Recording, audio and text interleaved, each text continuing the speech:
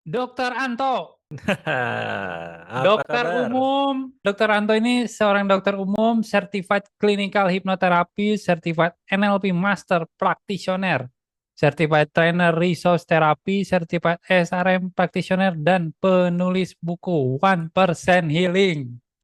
Dok, gini ya, kalau dibandingin ya, kan saya aktif lahnya konselor dan terapis. Dokter Anto sebagai dokter umum, dibandingkan dengan terapis, life coach atau apa konselor gitu kan aktif gitu kan dokter Anto teh praktek aktif. Dok, kalau kita fair-fairan ngomongin duit ya, jujur-jujuran, mendingan dokter Anto jadi dokter umum.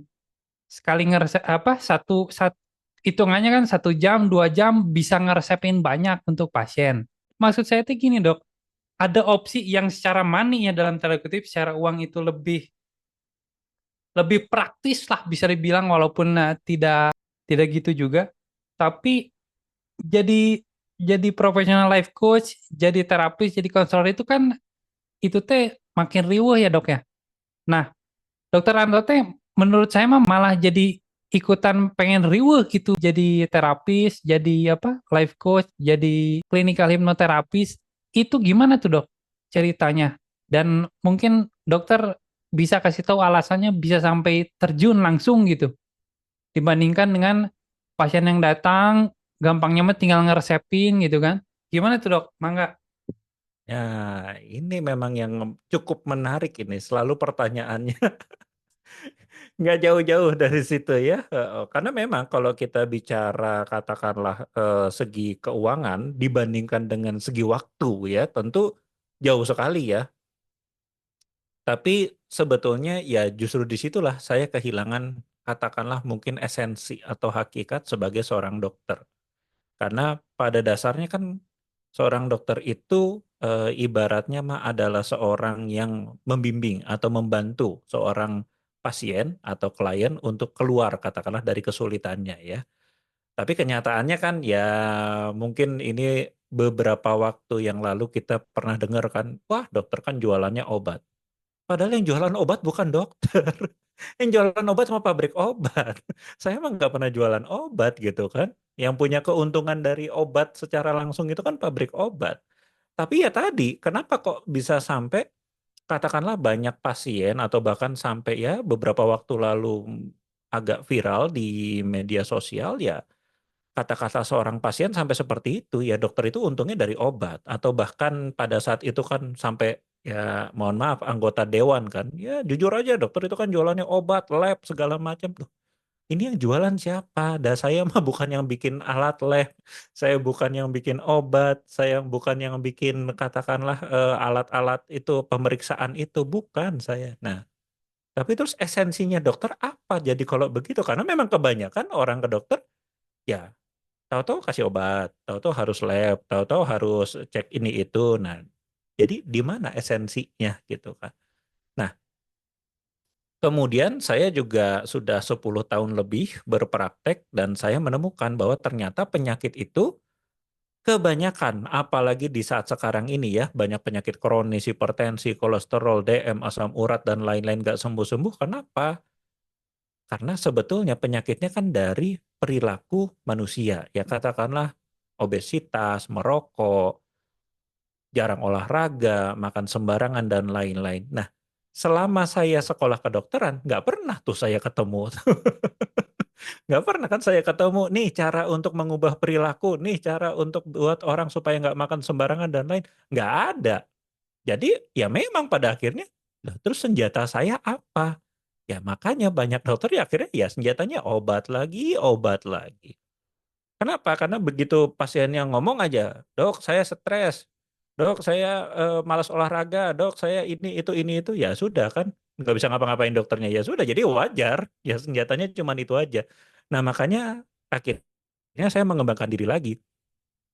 Ya kalau saya mau jadi dokter yang benar, saya juga harus bisa katakanlah bermain sampai ke pola hidup dari pasien-pasien saya. Nah disitulah akhirnya saya menemukan. Jujur memang pada akhirnya ya kalau kita bilang masalah duit ya sekarang siapa sih yang mau bayar sekian juta untuk katakanlah berjam-jam langsung sesi terapi ya tidak ada. Tapi kenyataannya ya mungkin saya menemukan ya disitulah arti kita sebagai manusia kadang-kadang tidak bisa diukur hanya dengan uang. Namun juga dengan ya katakan tadi kepuasan, kedamaian, dan pada akhirnya ya meaning dari hidup kita sendiri. Mungkin itu. Artinya Dokter Anto tuh merasakan keresahan gitu ya dengannya katakanlah dokter hanya meresepkan tanpa merubah perilaku tuh Dokter Anto tuh punya keresahan atas itu. Yes, betul sekali. Ya, karena kan tadi kalau kita bilang menyembuhkan, ya sudah jelas bukan dokter yang menyembuhkan. Tapi minimal saya tidak ingin jadi dokter yang sekedar merawat penyakit ya. Jadi bukan menyembuhkan ya, karena kalau saya kasih obat, obat, obat dan obat, apakah itu menyembuhkan? Nah, kan pertanyaannya kan selalu seperti itu, dok. Saya harus minum obat seumur hidup. Ya kalau itu pilihan Anda ya pasti. Tapi kan tadi saya bilang kalau kita dokter yang hanya punya senjatanya ya tadi hanya main obat, obat, dan obat, ya memang itulah yang kita berikan, ya obat. Tapi pertanyaannya apakah obat itu menyembuhkan? Tidak kenyataannya, karena tadi adalah perilaku yang akhirnya harusnya pasien rubah. Nah, sayangnya tidak banyak dokter yang bermain di sana. Ya sudah, akhirnya obat lagi, dan akhirnya nggak sembuh-sembuh. Dan itu yang saya bilang merawat penyakit. Karena begitu efek obatnya habis, penyakitnya kumat lagi. Obat habis, kumat lagi, datang lagi ke dokter, obat habis, kumat lagi. Ya sudah, akhirnya mentok di situ-situ aja. Jadi kita rawat penyakitnya. Tapi Dokter Anto ketika terjun gitu ya, katakanlah dengan clinical hipnoterapi gitu ya, Dokter Ya. Anto itu udah tahu konsekuensinya di depan tuh akan panjang itu prosesnya. Hanya satu pasien katakanlah gitu kan. Nah, ini nanti yang mungkin akan kita bahas sebetulnya sih, ini mungkin bagi saya itu sebuah konsep. Kenapa banyak orang katakanlah jadi tidak populer ya dengan katakanlah modalitas seperti ini ya, penanganan seperti ini tidak populer. Kenapa? Ya salah satunya tadi kan dibilangnya lama. Padahal apakah lama? Nah, bukan lama. Tapi itulah proses. Nah, itu yang saya bilang ya mungkin nanti kita akan bahas kenapa nih kok ya kesehatan baik fisik ataupun mental ini kok jadi berkepanjangan. Kenapa kok makin memburuk di Indonesia? Kenapa kok bukannya ya dulu keresahan kalau yang mungkin tadi Hanif maksud. Di saya kan juga ada keresahan. Loh, zaman kita makin maju, dokter makin banyak, tenaga kesehatan makin banyak, alat lab makin lengkap, mau periksa ini itu semua ketemu. Lah kok kesehatan kita makin jelek? Kan aneh ya. Ada ketimpangan berarti dong. Nah, gitu. Oke, itu menarik tuh. Nanti kita bahas, Dok. Tapi gini, Dok. Awal mula atau pemicu utama penyakit di Indonesia pada semua orang, saya pikir itu stres. Ya. Nah, mungkin sebagai dokter umum, Dokter Anto Hmm. bisa menceritakan gitu ya. Karena gini, Dok, saya cerita dulu ya. Waktu itu, Ya, boleh, boleh. waktu itu saya podcast sama anak muda. Anak muda itu sebenarnya belum tahu atau belum paham apa itu stres. Jadi kalaupun dia merasa stres, dia tuh tidak merasa stres walaupun badannya sudah memberikan sinyal. Nah, katakanlah saya awam nih, Dok. Oke, dari Dokter Anto, apa itu stres sebenarnya? Ah, ini menarik karena barusan saya juga baru saja menangani seorang klien dan dia Oke. juga menanyakan hal yang sama. Dok, saya baca ini itu kayaknya saya stres. Di beberapa waktu yang lalu juga ya saya sampai bikin sebuah acara yang berkaitkan antara penanganan stres dengan NLP gitu kan. Nah, tapi pertanyaannya betul, sama. Banyak orang masih nggak paham, dan stres ini apa? Apakah sebuah konsep, apakah sebuah penyakit, apakah sebuah gejala, atau apa? Nah, ini kalau boleh saya tahu dulu nih kalau dari sudut pandang Hanif sendiri, ini sepengetahuan aja ya. Jangan khawatir salah, karena ini kalau saya bilang, ini hampir sama kayak zaman dulu Nicholas Copernicus bilang bumi itu bulat, dan orang lain bilang bumi itu datar. Sampai akhirnya dihukum mati. Jadi nggak ada yang tahu. Kita semua pada bilang, oh itu gara stres, oh itu gara stres. Tapi nggak ada yang tahu loh, stres itu apa. Oke. Boleh tahu nggak kalau dari sudut pandang Hanif nih, apa nih stres nih? Pada dasarnya, menurut saya itu stres itu adalah respon sebenarnya. Hanya Ah, saja, good, hanya nice. saja, hanya saja responnya itu kalau ada positif dan negatif, ini lebih ke negatif, Dok. Secara esensi itu sih Ah, yang saya pahami ya. oke, good, good, good. Nah, ini baru nih jawaban yang berbobot nih ya. Karena banyak orang lain bilang, oh stres tuh sulit tidur, dok. Oh sakit lambung, dok. Oh apa namanya, perut melilit, dok. Nah itu, nah biasanya gitu. Atau cemas. Nah, stres tuh, nah jadi stres tuh cemas, sakit perut, lambung, susah tidur, atau apa? Nah, kan unik ya. Karena stres itu ya tadi banyak orang ngomong stres tapi nggak paham stres itu apa gitu kan. Oke, ini mungkin saya izin bisa share screen ya, boleh. Nah ini jadi, nah inilah model stres ya, model stres. Jadi model saya sama Bu Widi kemarin menemukan, ini susah ya jelasin orang tentang stres tuh gimana. Ah udah kita bikin model aja. Nah inilah model yang Bu Widi dan saya kembangkan. Makanya disebutnya model stres Widianto. Gampangnya kita paham dulu ada dua komponen dari stres tersebut, yaitu ada stresor dan ada resource.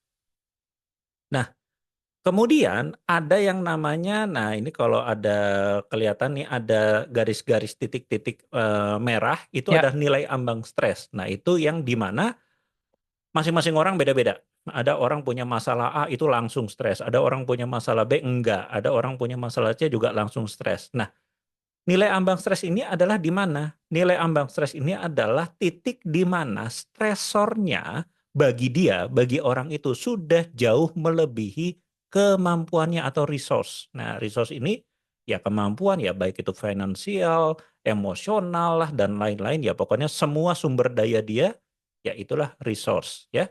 Nah, maka ketika titik stresornya ini sudah jauh melebihi resource-nya, melewati nilai ambang stres dia. Nah, disitulah masuk zona stres. Nah, zona stres inilah momen di mana respon stres muncul. Nah, jadi disinilah yang orang bilang, nah tadi, waduh Hanif, aduh Pak Dok, saya stres. Nah, maksud dia stres adalah tadi sebuah kondisi di mana stresor dia sudah jauh melampaui kemampuannya atau dengan kata lain melewati nilai ambang stresnya, di mana masing-masing orang bisa beda-beda. Nah, respon stres itulah yang banyak orang bilang itu yang jadi bikin penyakit ya. Jadi sekali lagi, ketika kemampuannya jauh lebih kecil atau stresornya jauh lebih besar dari kemampuan, maka dia akan menyebabkan respon stres. Nah, respon stres ini apalagi kalau sampai berlebihan, maka dia akan jadi ya muncul gejala-gejala yang banyak orang bilang itulah psikosomatis. Nah, sorry. Oh,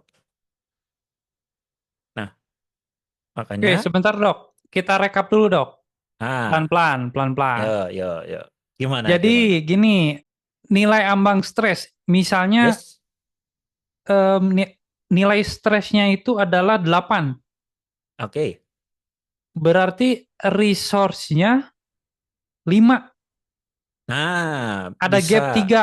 bisa kayak gitu. Yes. Tiganya itu adalah zona stresnya, gitu nggak? Oh, bukan, bukan. Jadi gampangnya sebetulnya begini. Ketika kita bicara di sini ada stressor dan resource, gampangnya begini, itu adalah sebuah perbandingan. Jadi kalau orang 1 banding 1, nah misalnya utang 1 juta, kemampuan penghasilan 1 juta. Nah ini kan orang nggak terlalu stres lah ya, masih ngejar lah ibaratnya. Nah mulai nih naik nih 2 banding 1, misalnya utang 2, kemampuannya utangnya 2 juta, kemampuannya cuma 1 juta. Ah ini kan mulai nih ya rada mikir ya, jadi harus mungkin 2 bulan atau 3 bulan gitu kan. Nah tapi kalau begitu sudah mulai sangat jomplang, nah misalnya tadi perbandingannya 10 banding 1, mulai ya, apalagi 100 banding 1, utang 100 juta, penghasilan cuma 1 juta. Nah bisa dibayangkan, disitulah ambang stres dia sudah terlewati, berarti wah nggak bisa kalau kayak begini, wah nggak survive saya, nggak hidup saya. Nah disitulah maka nilai ambang stresnya terlewati, respon stres mulai muncul. Nah gitu. Nah, berarti gini dok, gajinya tadi atau income-nya tadi yang 1 juta, itu yang Mm-mm. mana yang di sini? Nah, di Resource. titik-titik ini, ya, jadi misalnya ini kan titik-titik ini terbentuk dari perbandingan ini, misalnya 1:1, nih misalnya 2:1, ini kan naik terus nih stresornya nih. Misalnya di sini 3:2, tiba-tiba di sini naik terus sampai di sini misalnya katakan 100 banding, ya tadi cuman 10 bahkan. Nah, disitulah terjadi karena dia sudah melewati dari nilai ambang stres, ya dia jadi stres di sana, jadi masuk ke zona stres seperti itu.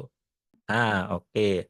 Nah, ketika zona stres itulah maka respon stres muncul. Nah, respon stres muncul apalagi tadi ya kalau kita bicara di sini kan sebetulnya stres itu ada manfaat. Stres itu kemarin saya bahas adalah sebetulnya punya fungsi, yaitu dia pertama kali dia memacu kemampuan kita yang sebetulnya tersembunyi.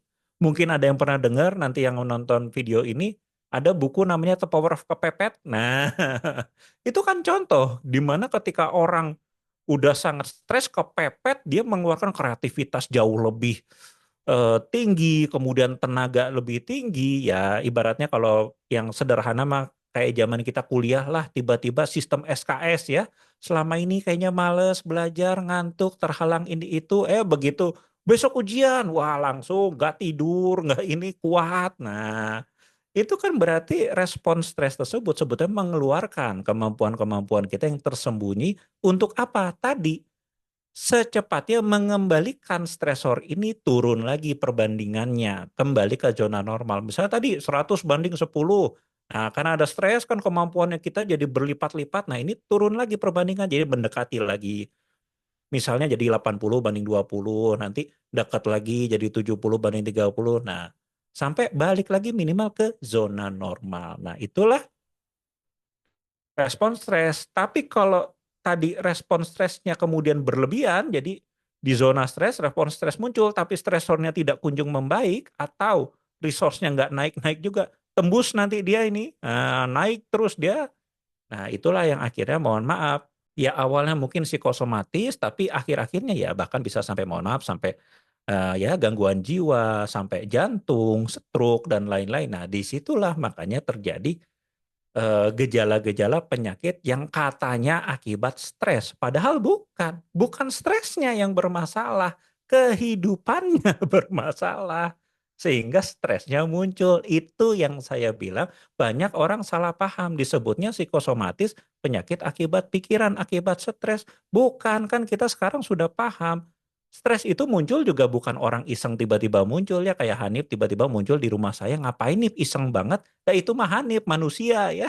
Tapi tubuh kita, yang tadi Hanif bilang, walaupun dia tidak secara logika ya, realistis, mentalnya tidak sadar, emang stres itu apa sih? Bukan urusan, ini mah respon yang dikeluarkan oleh tubuh kita terhadap stimulus. Sama saja ketika kita ada debu, mata kita kedip. Ya kita nggak perlu tahu kedip itu apa juga mata kita mah tetap kedip, jantung kita tetap berdetak, napas kita tetap bernapas ya karena itu tadi, dan itu mah sudah alami. Kita tahu atau tidak tahu itu bukan masalah. Kita hanya membahasakan respon tubuh kita dalam suatu keilmuan. Nah itulah makanya yang orang bilang, oh orang ini stres segala macam. Ya di situ sebetulnya kembali lagi, bukan sebuah pengetahuan, itu adalah sebuah respon dari tubuh kita, gitu nih. Oke, siap dok. Mantap. Nah, tadi ngomong-ngomong psikosomatis dok. Yes. Kalau saya kasih kesimpulan, Ya, apakah psikosomatis diakibatkan dari stres yang bertumpuk? yes, betul. Kalau psikosomatis ya tadi ya kan kita bilang bahwa stres tersebut menimbulkan respon. Kalau di dalam bahasa keilmuan ya entah medis entah keilmuan stres, gampangnya cari saja respon stres atau yang disebut dengan fight or flight syndrome. Itu pasti keluar. Itu yang selalu disebutkan, dan itulah respon stres. Artinya apa? Ya, tubuh kita menyiapkan apakah kita mau melawan sumber stres ini tadi yang kita bilang stresor atau kita mau lari dari sana. Dua-duanya tubuh kita kan butuh persiapan. Nah, ketika melakukan persiapan inilah banyak gejala-gejala fisik yang timbul. Contohnya misalnya asam lambung tadi kan naik, jadi sulit tidur. Ya bayangin aja nggak usah susah-susah. kita ditaruh di kandang macan, stres kan, stres, bisa tidur nggak? Ya nggak bisa, kalau tidur macannya makan. Ya nggak bisa. Nah makanya pasti sulit tidur. Kenapa? Karena di dalam pemikiran kita ada bahaya yang harus segera kita selesaikan. Harus segera kita lawan. Kok malah mau tidur? Ya nggak bisa. Lawan dulu bahayanya. Pastikan aman baru tidur. Nah gitu. Nah inilah perbedaannya antara stresor kita dengan stresor yang kalau saya bilang gini, saya selalu bilang zaman mau boleh modern, tubuh kita tetap purba. Nah itu yang banyak orang nggak tahu, tubuh kita tetap purba dalam artian tadi, ketika ada stresor, tubuh kita pasti mau melawan. Nah, cuma bedanya dulu stresornya kelihatan ya tadi misalnya ada ya kalau kita bicara zaman purba ada mamut, ada saber-tooth tiger ya kan yang mau makan kita kelihatan. Jadi gampang kita tuh memutuskan kapan kita aman ya ketika bahayanya udah nggak kelihatan. Oh udah nggak ada macannya, oh udah nggak ada gajahnya, aman. Nah, tapi kalau sekarang ancamannya apa? Keuangan, masa depan, dan lain. Nah ini kan barang-barang yang nggak kelihatan sehingga kalau kita tidak pintar, kita tidak tahu kapan kita aman. Itu yang menyebabkan respon stres tidak kunjung selesai. Dan tadi kan sudah dilihat tadi dari grafiknya. Kalau respon stres tidak punya resolusi kapan selesainya, maka ya lama-lama jebol. Tresornya nyala terus, resource-nya nggak naik gitu ya. Iya. Nah itu. Jebol itu berarti psikosomatis tuh udah termasuk jebol, Dok ya? Psikosomatis belum tentu ya tadi tergantung tingkatan. Kalau sudah sampai jebol berarti kan fisiknya sudah tidak mampu ngikutin. Bayanginnya gini, analoginya sama kayak misalnya kita nih katakan nggak pernah olahraga lah, nggak pernah lari, badan kita gemuk dan lain-lain. Tapi begitu dikejar anjing, wah mungkin walaupun badan saya lebih berat daripada Hanif, saya bisa duluin Hanif gitu misalnya. Iya, tapi yang jadi masalah Hanif itu terlatih. Jadi kalaupun Hanif larinya lama, kenceng, ototnya bisa ngikutin kan. Nah sedangkan saya nggak pernah olahraga, badan saya gemuk. Jadi walaupun saya bisa keluarkan tadi kemampuan tersembunyi saya, tetap hukum fisiknya nggak bisa dilawan. Akhirnya begitu reda, wah baru dah itu kan otot-ototnya rusak lah. Ya dalam tanda apa? Sorry kalau dalam bahasa olahraga itu kayak terus pecahlah ototnya dan segala macam ya di sana yang jadi masalah. Sehingga ya itu pun kalau saya bisa katakanlah tadi ya ketemu momen saya tenang, saya bisa menyadari wah wah udah nih udah lepas dari anjingnya nih. Waduh, tapi ya ototnya jadi rusak dan segala macam. Nah, bayangkan kalau saya lari menghindari dari anjing tersebut 1 kali 24 jam aja. Boro-boro. Ya mungkin 4 jam juga saya udah jantungan. Udah stroke saya. Kenapa? Karena tadi tubuh saya tidak terlatih untuk menunjang kemampuan tersebut. Itu yang jadi bahaya. Lain kalau ceritanya saya atlet maraton. Nah, mungkin saya lari ngindar-ngindarin anjing 24 jam juga masih kuat. Nah, itu jadi jebolnya tuh di situ. Karena tidak kunjung turun stresornya gitu. Artinya stresornya besar, Yes. kapasitas tubuh kita punya limit. Ya, Nah, ketika stresornya terus membesar, tubuh kita heeh. pun sudah mulai bermasalah, di situ lama-lama Yes. tidak dirilis, maka di situ jebol ya, Dok ya. Iya, jadi kita terlalu lama berada di atas limitnya gitu kan. Saya limit larinya hanya 10 kilometer per jam. Wah, saya paksain 20 kilometer. Ya bayangin aja kayak mobil lah. Saya punya mobil, ya mobil city car gitu kan. Ya kecepatannya kan maksimal paling cuma ya katakan 100 kilometer per jam. Tapi saya paksain ke 140, 160 kilometer per jam. Pasti bisa. Tapi tadi kan, itu mobil dibuat untuk kecepatan berapa sebetulnya? Kalau saya paksain sekencang itu, ya bisa sih bisa. Tapi berapa lama sebelum dia akhirnya jebol? Nah itu analoginya kurang lebih kan seperti itu. Lain kalau saya bawa Ferrari, mau saya jadi sebut merek ya. Saya bawa lah si kuda jingkrak eta kan. Saya bawa si kuda jingkrak eta teh lari 100 kilometer per jam, 200 kilometer per jam mau katakanlah sejam juga maybe kuat gitu kan. Karena memang ya dia dibangun untuk kecepatan itu tuh disiapkan. Beda dengan city car tadi yang memang tidak disiapkan untuk kecepatan tinggi. Nah, begitu. Sama dengan tubuh kita.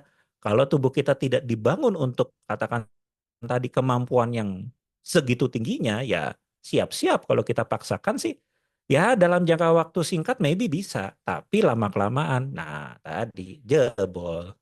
Katakanlah gini, di prakteknya Dokter Anto, ketika ada pasien datang, oh ini mah kemungkinan dari psikosomatis. Nah itu tuh simptomnya itu apa aja gitu dok, supaya teman-teman tahu, wah ini mah jangan-jangan gue bukan penyakit karena apa? Karena virus.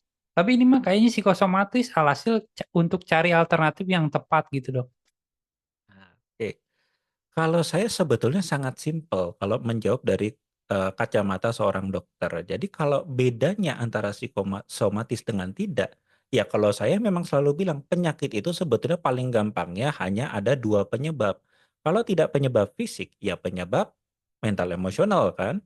Penyebab fisik itu apa? Bakteri, jamur, virus, parasit, dan lain-lain termasuk sistem tubuh kita ya sudah, dan itu mah fisik. Artinya apa yang tadi saya bilang? Dengan kemajuan teknologi kesehatan di zaman sekarang, apa yang tidak bisa kita periksakan? Ya periksakan saja. Nah, baru kalau ternyata dari tadi, dari hasil lab dan lain-lain, wah ini saya sakit dada dok, sering sesak nih, jangan-jangan saya jantung. Saya bilang kalau sebagai seorang dokter, kenapa pakai jangan-jangan, periksakan. Periksakan kalau sudah jelas, kan kalau fisik. Nah ini bedanya kalau saya bilang mohon maaf ya, dokter dengan pengobatan paranormal bedanya di sini. Kalau saya sebagai seorang dokter bilang, oh Anda punya penyakit jantung, Anda punya tipes, Anda punya lambung, Anda punya ginjal dan lain-lain. Saya itu harus bisa buktikan. Nggak boleh saya cuma ngomong doang, oh Anda punya penyakit lambung. Buktinya apa dok? Oh mohon maaf, hanya saya sebagai seorang dokter, seseorang yang terpilih yang bisa tahu. Itu nggak ada ceritanya kayak gitu. Sebagai seorang dokter ya saya harus buktikan apa. Ya misalnya kalau saya bilang pasien saya punya penyakit lambung, maka saya anjurkan coba ini dugaan saya Anda punya penyakit lambung, coba lakukan namanya pemeriksaan endoskopi misalnya. Ya dilihat sampai ke lambungnya, dilihat di foto, di kamera. Oh ini lambungnya apa luka apa-apa. Nah, seperti itu. Jadi kalau memang gangguannya dari fisik, ya sudah buktikan secara fisik, karena fisik itu jelas. Kalau ada kita bilang ada, kalau tidak ada ya kita nggak usah ngomong. Nah, baru ketika tadi fisiknya sudah oke, tapi kok masih ada masalah ini, itu, maka ya boleh kita patut duga ada gangguan juga secara mental emosional yang menyebabkan tadi psikosomatis. Apalagi ya tadi saya bilang ya psikosomatis itu bukan penyakit akibat pikiran. Ya kita tinggal pastikan juga, mohon maaf, di dalam kehidupan Anda saat ini ada nggak masalah yang rasa-rasanya Anda juga merasa ini kok nggak selesai-selesai, ya udah itu juga harus kita bantu. Makanya saya sebagai seorang dokter banyak sekali kok yang harus kita lakukan terhadap pasien, bukan hanya sekedar memberikan obat, tapi tadi bahkan kita harus bisa menyelesaikan berbagai masalah kehidupan pasien. Kenapa? Karena tadi sumber penyakitnya mungkin belum tentu dari fisik, tapi dari kehidupan mereka. Nah itu kalau dari saya tentang psikosomatis.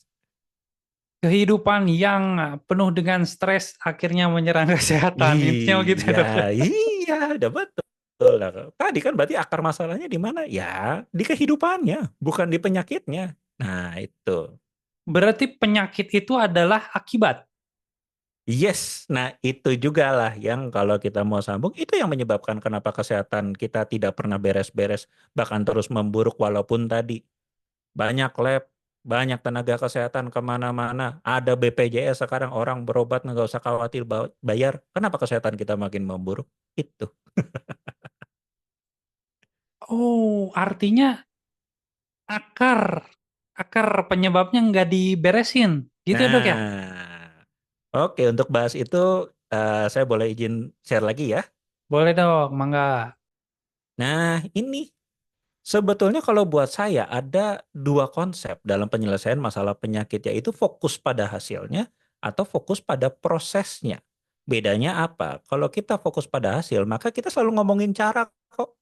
Cara sembuh dari hipertensi gimana sih? Cara untuk menurunkan gula darah gimana sih? Ya kan?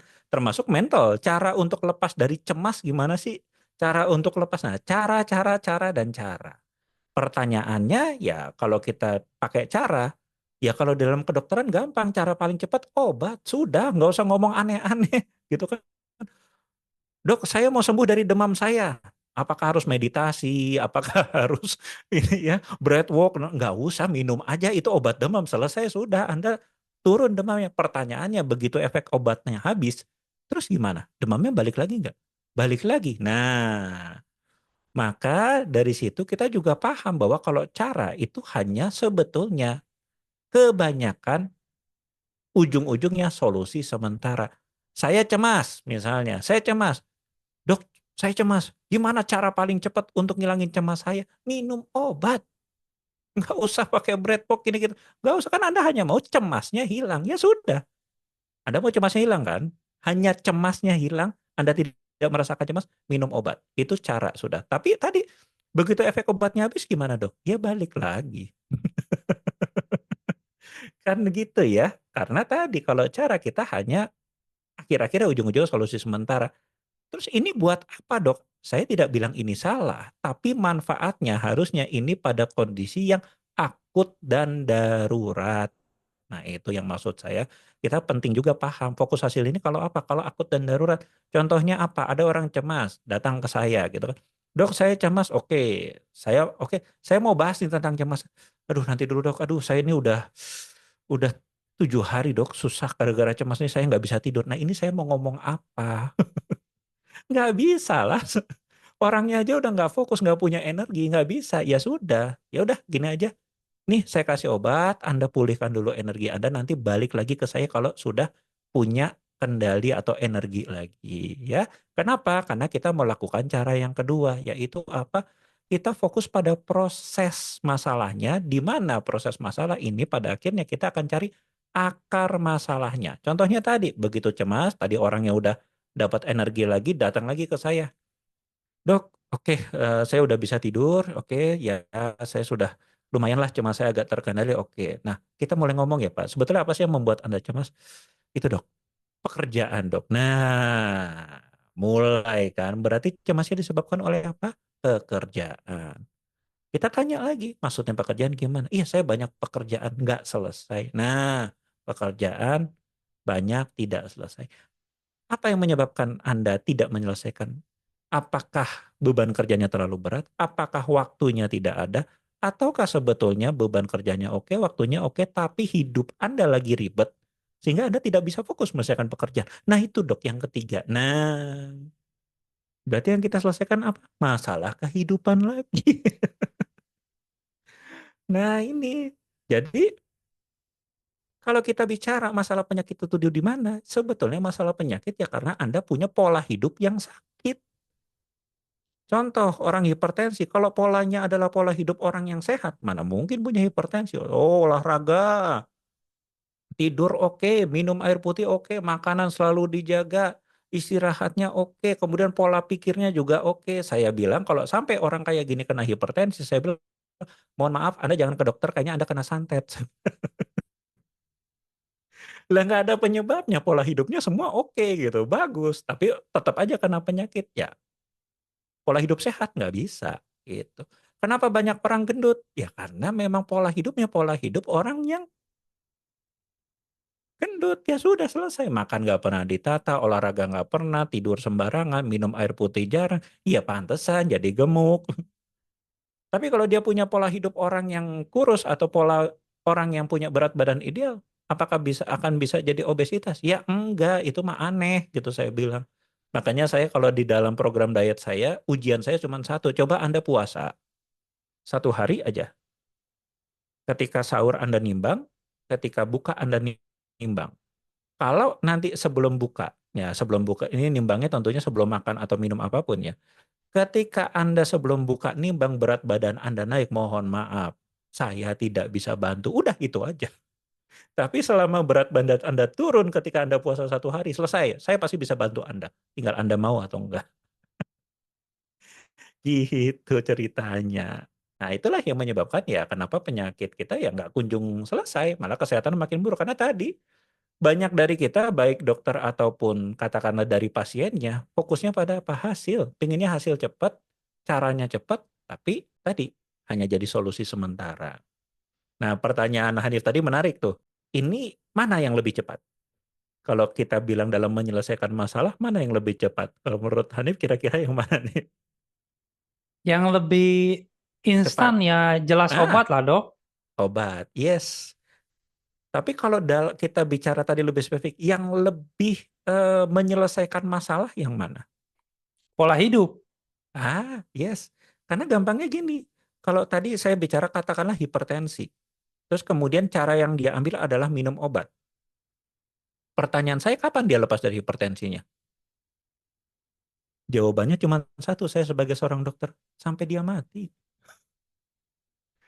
Jadi Karena kalau dia, pendekatannya diobat terus gitu ya, bukan bukan dicari akar nah, masalahnya.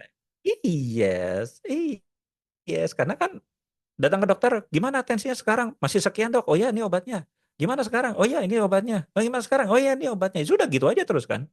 Dia tidak pernah dibangun kesadarannya. Apa sih yang menyebabkan hipertensi? Ingat sekali lagi, tubuh kita bukan orang iseng yang naik-naikin tensi. Jadi, oh nggak ada apa-apa nih, tubuh kita tuh di dalam, "Wih, naikin tensinya yuk, naikin, naikin, naikin.